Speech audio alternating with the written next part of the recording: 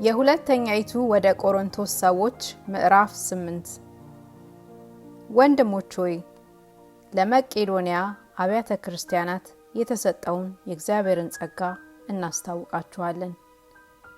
በብዙ መከራ ተፈትነው ሳሉ የደስታቸው ብዛትና የድህነታቸው ጥልቅነት የልግስናቸውን ባለጠግነት አብዝቷል።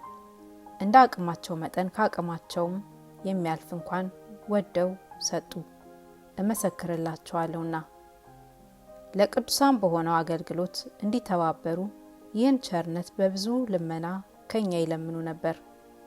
አስቀድመውም በእግዚአብሔር ፈቃድ ራሳቸውን ለጌታ ለእኛም ሰጡ እንጂ እንዳሰብን አይደለም።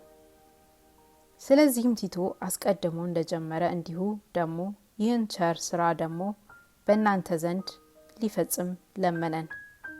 ነገር ግን በነገር ሁሉ በእምነትና በቃል በእውቀትም በትጋትም ሁሉ ለእኛም በፍቅራችሁ እንደተረፋችሁ በዚህ ቸር ስራ ደግሞ ትረፉ። ትእዛዝ እንደምሰጥ አልልም፣ ነገር ግን በሌሎች ትጋት በኩል የፍቅራችሁን እውነተኛነት ደግሞ ልመረምር እላለሁ።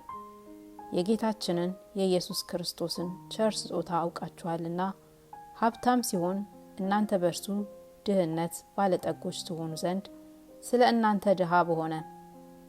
በዚህም ነገር ምክር እሰጣለሁ። ከአምና ጀምራችሁ ለማድረግ ብቻ ያይደለ፣ ነገር ግን ለማሰብ ደግሞ አስቀድማችሁ የጀመራችሁት ይህ ይጠቅማችኋልና አሁንም ለማሰብ በጎ ፈቃድ እንደነበረ እንዲሁ እንዳላችሁ መጠን መፈጸም ደግሞ ይሁን ዘንድ ማድረጉን ደግሞ ፈጽሙ።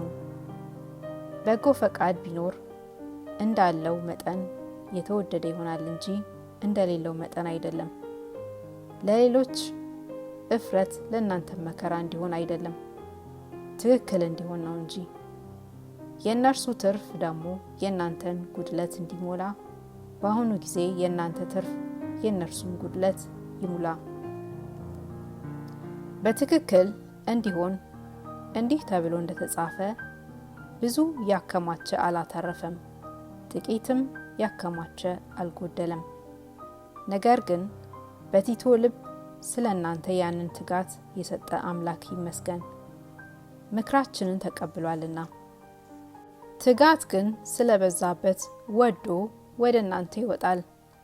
ከእርሱም ጋር ስለ ወንጌል ስብከት በአብያተ ክርስቲያናት ሁሉ የተመሰገነውን ወንድም እንልካለን። ይህም ብቻ አይደለም፣ ነገር ግን የጌታን የራሱን ክብርና የእኛን በጎ ፈቃድ ለማሳየት በምናገለግለው በዚህ ቸር ስራ ከኛ ጋር እንዲጓደድ በአብያተ ክርስቲያናት ደግሞ ተመረጠ። ስለምናገለግለው ስለዚህ ለጋስ ስጦታ ማንም እንዳይነቅፈን እንጠነቀቃለን። በጌታ ፊት ብቻ አይደለ፣ ነገር ግን በሰው ፊት ደግሞ መልካም የሆነውን እናስባለንና። ብዙ ጊዜም በብዙ ነገር መርምረን ትጉ እንደሆነ ያገኘነውን አሁንም በእናንተ እጅግ ስለሚታመን ከፊት ይልቅ እጅግ ትጉ የሆነውን ወንድማችንን ከነርሱ ጋር እንልካለን።